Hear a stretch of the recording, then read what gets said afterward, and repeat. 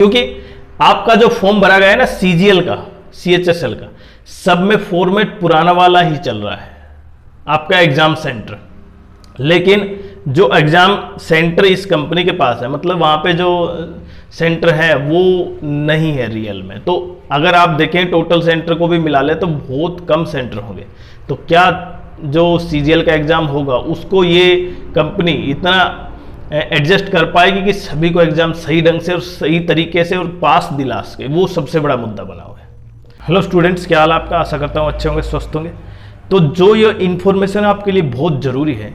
क्यों? क्योंकि जैसे जैसे सिलेक्शन पोस्ट का जो एग्ज़ाम का जो काफ़ी दूर आए हैं सेंटर्स, उसके स्टूडेंट्स की लगातार एसएससी पर भी मेल बढ़ती जा रही है। कहीं ना कहीं एसएससी का विरोध हो रहा है। तो इसका सबसे बड़ा कारण क्या है कि क्योंकि जो बातें निकलकर सामने आई है ना, उसे सुनकर आप भी हैरान हो जाएंगे। क्यों? क्योंकि जो सिलेक्शन पोस्ट का एग्जाम देना चाह रहा है वो एग्जाम 400 से 500 किलोमीटर या किसी का 300 किलोमीटर, मिनिमम 300 किलोमीटर आप मान सकते हैं, किसी का दूसरे स्टेट में या उसी स्टेट में। और 300 किलोमीटर अगर आप कैंडिडेट जाता है वहां पे, तो उसके जो भी एक्सपेंसेस होते हैं वो शायद फीस से काफी ज्यादा गुना ज्यादा है। और इसके लिए एसएससी को सोचना चाहिए, क्योंकि ये जो एग्जाम है उसके बाद लगातार एग्जाम। और इसका सबसे बड़ा कारण क्या है कि एसएससी ने जो नई एजेंसी को जो टेंडर दिया है वो उसका परिणाम आप सामने है आपके। क्यों? अब जो बातें निकलकर सामने आई है ना, उसे सुनकर आप भी चौंक जाएंगे। लेकिन अगर चैनल पर आप नए तो चैनल को सब्सक्राइब करें, वीडियो को लाइक करें और शेयर करें। देखिए, एसएससी के सामने जब ये क्वेश्चन रखे गए हैं कि या ये जो पूरा मामला है, कहीं ना कहीं इसके बाहर जो पॉइंट निकल के आए हैं वो देखें आप। पहला तो ये कि जो एजेंसी है उसके पास सफिशिएंट एग्जाम सेंटर नहीं है। पहला बिल्कुल क्लियर कि उनके पास उस एग्जाम सेंटर नहीं है उस स्टेट में। क्यों? जैसे मानो आपने 3 एग्जाम सेंटर भरे और तीनों एग्जाम सेंटर उस पुरानी एजेंसी के तहत थे, मतलब टीसीएस के तहत जो एग्जाम सेंटर थे उसके तहत फॉर्म फिल किए गए। लेकिन एग्जाम सेंटर किसके बेसिस पे आए हैं? जो नई एजेंसी है ना उसके बेसिस पे। और नई एजेंसी के एग्जाम सेंटर है नहीं। तो क्या सबसे बड़ा पॉइंट यह है कि अब जो फीस 100 रुपए मानी गई है, 100 रुपए यहां पे एसएससी ने रखी है, क्या उसी को नहीं बढ़ा दिया जाता? पहला पॉइंट तो ये है। दूसरा ये, क्या जो बच्चे इतनी दूर एग्जाम देने जाएंगे उनका भविष्य में भी जो एग्जाम होंगे सीजीएल का और इनका भी जो भी एमटीएस का, वो भी एग्जाम उन्हीं के होंगे। क्यों? क्योंकि सबसे बड़ा कारण क्या है, एसएससी ने टेंडर एक सस्ती कंपनी को दिया। क्योंकि वो तो रूल रेगुलेशन के अनुसार है कि भाई टेंडर उसको मिलेगा जो सबसे कम बिड लगाएगा। और यहां पे उस कंपनी ने बिड लगाई तो मिल तो गया। लेकिन एसएससी को यह भी ध्यान रखना चाहिए था कि एग्जाम सेंटर उसके पास कहां पर कितने हैं, कैसे हैं, वो एग्जाम को कैसे कंडक्ट करवाएगी, वो सबसे बड़ा मुद्दा है। अब इतनी जल्दी तो है नहीं कि अभी एग्जाम सेंटर कैंसिल कर दिए जाएं और सभी बाकी दूसरे एग्जाम सेंटर अलॉट कर दिए जाएं।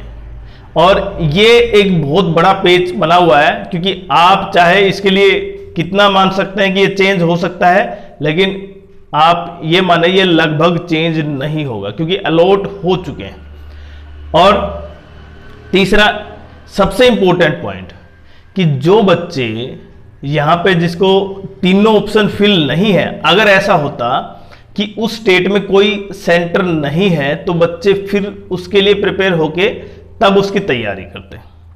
मतलब मानो आपके पास, आप नॉर्थ में है, आपके दिल्ली नहीं है, आपका आगरा नहीं है, आप हिमाचल में कोई एक सेंटर नहीं, जब यूपी में मानो 4 ही सेंटर हैं और चारों मेरे 400 किलोमीटर 300 किलोमीटर के आसपास हैं, तो मैं फिल फॉर्म करूंगा तो सोचूंगा। लेकिन एसएससी ने ये जो पुराना फॉर्मूला था ना, पुराना जो फॉर्मेट था वही चिपका दिया बच्चों को, और बच्चों ने वही फिल कर दिया फॉर्म। लेकिन जो नई एजेंसी उसने ऐसा एग्जाम सेंटर है ही नहीं। दूसरा, इसके ये भी पॉइंट सामने आया कि इसके एग्जाम सेंटर कहीं कहीं मतलब उस स्टैंडर्ड के नहीं होंगे जितने स्टैंडर्ड के आप एक्सपेक्टेशन कर रहे हैं।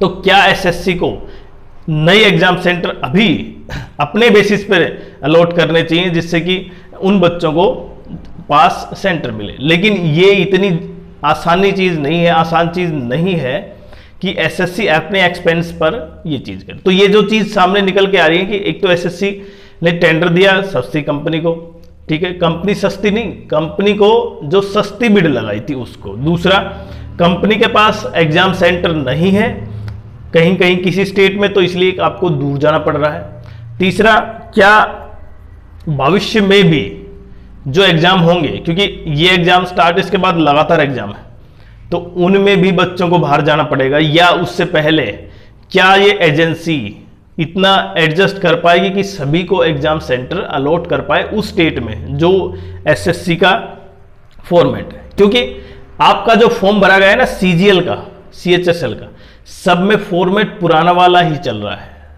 आपका एग्जाम सेंटर। लेकिन जो एग्जाम सेंटर इस कंपनी के पास है, मतलब वहां पे जो सेंटर है वो नहीं है रियल में। तो अगर आप देखें टोटल सेंटर को भी मिला ले तो बहुत कम सेंटर होंगे। तो क्या जो सीजीएल का एग्जाम होगा उसको ये कंपनी इतना एडजस्ट कर पाएगी कि सभी को एग्जाम सही ढंग से और सही तरीके से और पास दिला सके, वो सबसे बड़ा मुद्दा बना हुआ है। तो जो बातें निकल के आई, एक तो कंपनी के पास एग्जाम सेंटर नहीं है, दूसरा कंपनी उतनी सफिशिएंट, या उतनी सफिशिएंट तो नहीं कहूँगा, मतलब उतनी अभी एक्सपीरियंस नहीं है सीजीएल एग्जाम मामले में या एसएससी के मामले में। तीसरा, एसएससी ने इसके लिए अपना पल्ला झाड़ लिया, क्यों? क्योंकि उसने सबसे सस्ती जो बिड लगी थी उसको दिया है, वो रूल रेगुलेशन के अनुसार है। अब वो कंपनी कहाँ पे एग्जाम करवाती है वो उसके ऊपर डिपेंड है। तीसरा, बाकी सारा डिपेंड एसएससी पर है और एसएससी उसको एग्जाम को कंडक्ट करवा रही है। तो आपकी क्या राय है? हालांकि कई जगह इसके मेल लगातार जा रही है एसएससी के पास, आप भी मेल करें और उसके लिए लगातार दबाव बनाया जा रहा है, लेकिन आप भी समझ पा रहे हैं कि ये कितना बड़ा मामला है। लेकिन अगर आपका एग्जाम सेंटर भी 300 से 400 किलोमीटर दूर है तो आप भी मेल डालें एसएससी को और कमेंट जरूर करें कि आपका एग्जाम सेंटर कहाँ है।